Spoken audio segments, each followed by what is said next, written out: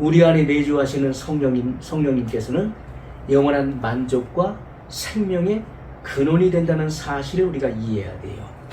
요한복음 4장 14절에 보면 예수님과 그 사마리아 여인과의 대화가 나오고 있는데, 요한복음 4장 14절에 보면은 예수님께서 그 물길로 나온 여인에게 낮 정오에 12시에 사람들이 나오지 않는 그 시간에 물을 길러 나왔단 말이에요. 그런데 이 우물은 무슨 우물이죠? 야곱의 우물을 말하는 거예요. 4장 6절에 보면 거기 또 야곱의 우물이 있더라. 예수께서 행로에 권하여 우물 곁에 그대로 앉으시니 때가 제 6시쯤 되었더라. 6시면 우리나라하고 시차가 6시간 차이잖아요. 그럼 몇 시죠? 낮 12시를 말하는 거예요. 자, 그래서 이 사마리아 여인이 물을 길러 왔을 때 예수님께서 내게 물 좀 달라 하니까 이 사마리아 여자가 예수님을 보니까 유대인이잖아요. 그래서 유대인들은 사마리아 사람을 멸시하고 상종하지 않는데, 이렇게 유대인 남자가 사마리아 여인이 자기에게 물을 달라 하니까 이상히 생각한 거예요. 그래서 내가 보니 당신은 유대인인데 어찌하여 사마리아인 여자인 나에게 물을 달라 하십니까? 그렇게 의문을 갖게 되죠. 그때 예수님께서 뭐라고 하십니까? 내게 물 좀 달라는 이가 누구인 줄 알았다면 내가 그에게 구하였을 것이요 그가 생수를 내게 주었으리라.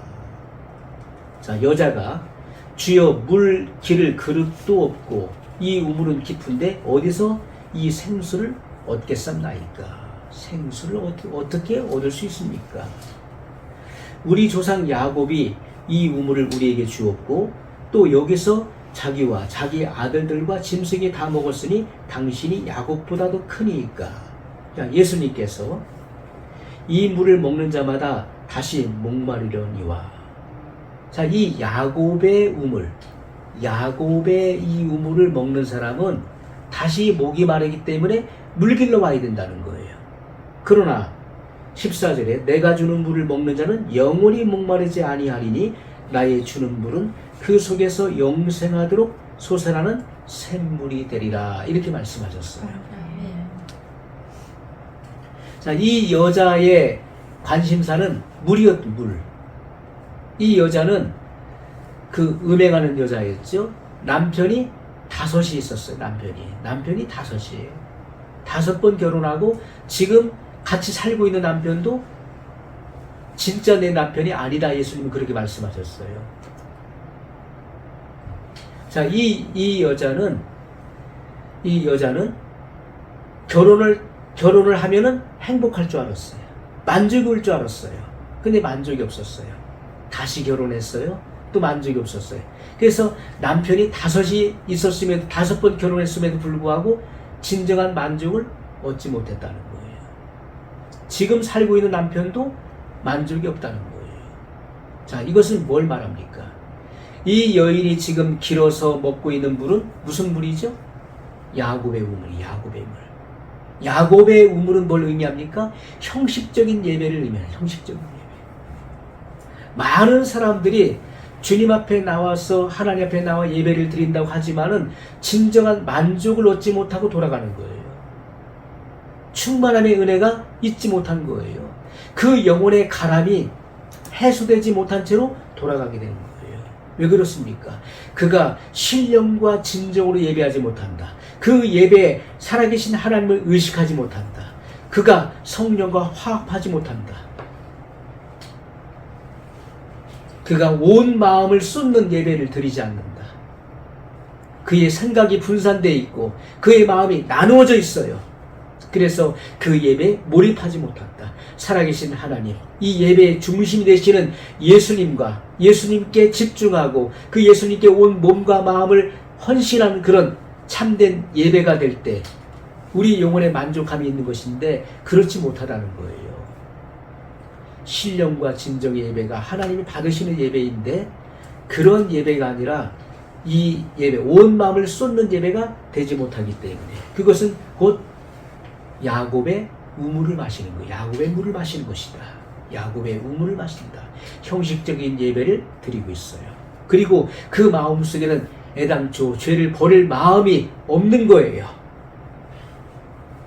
이 여인도 그 마음 속에 있는 그 정욕을 버리지 못하고 있었잖아요.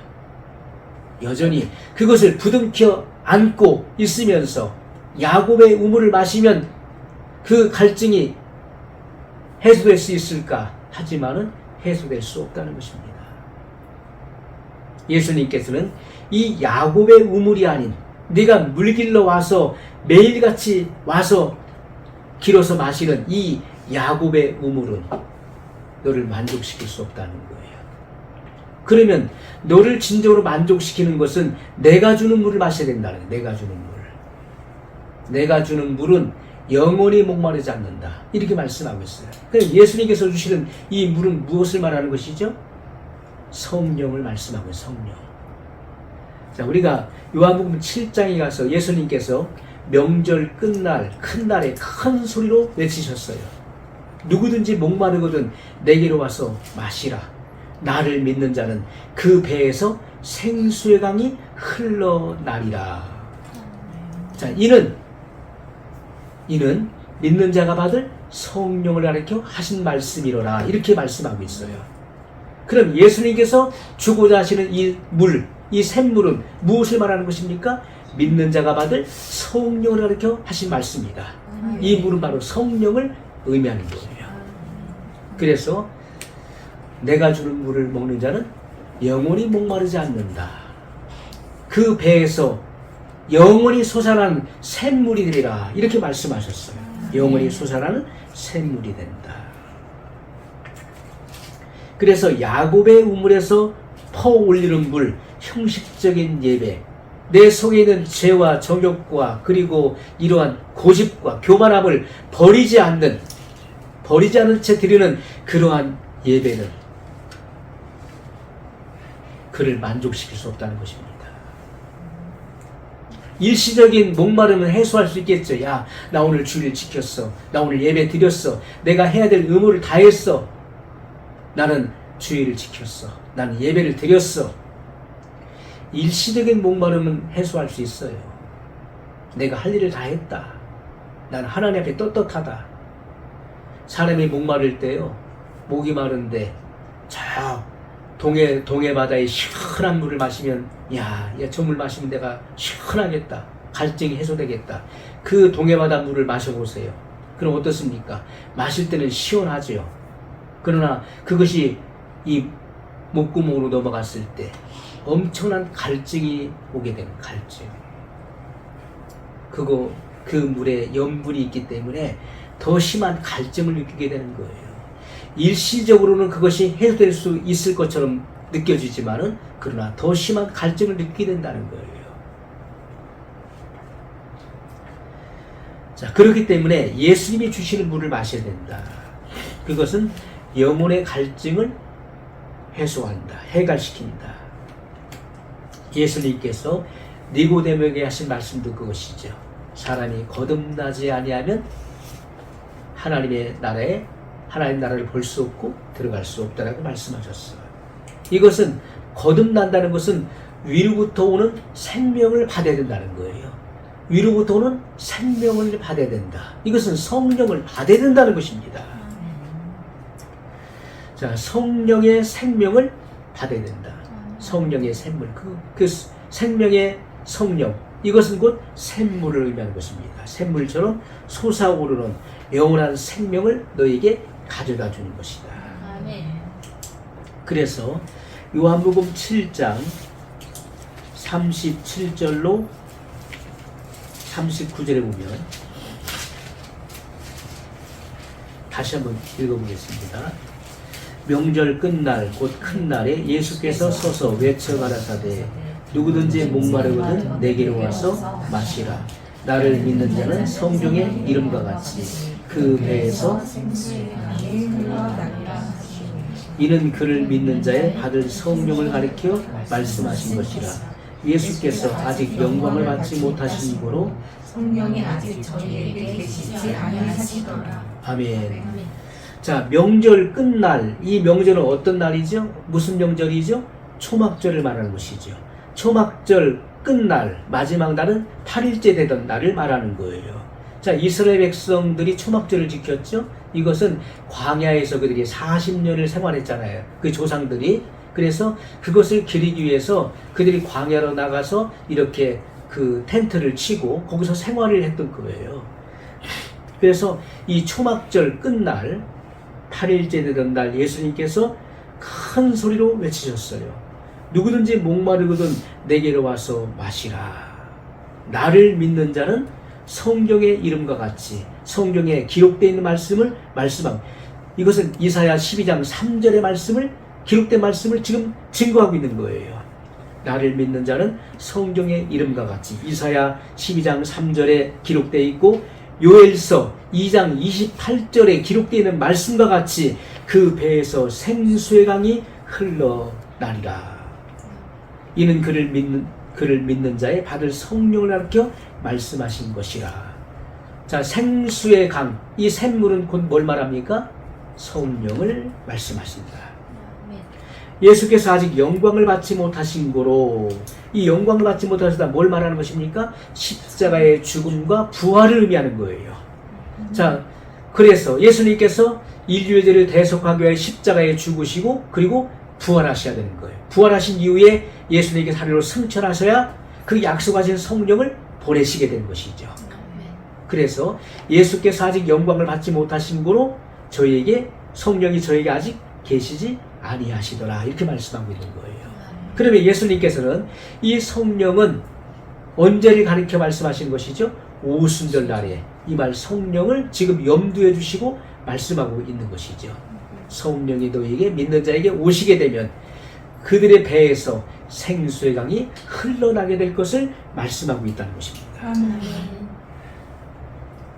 성령님께서는 창세전부터 활동하셨던 것이죠. 창세전부터 활동하셨고 구약 시대에도 특별히 믿는 자들, 하나님께서 사용하시는 자들에게 임하셨고 그들을 사용하셨어요.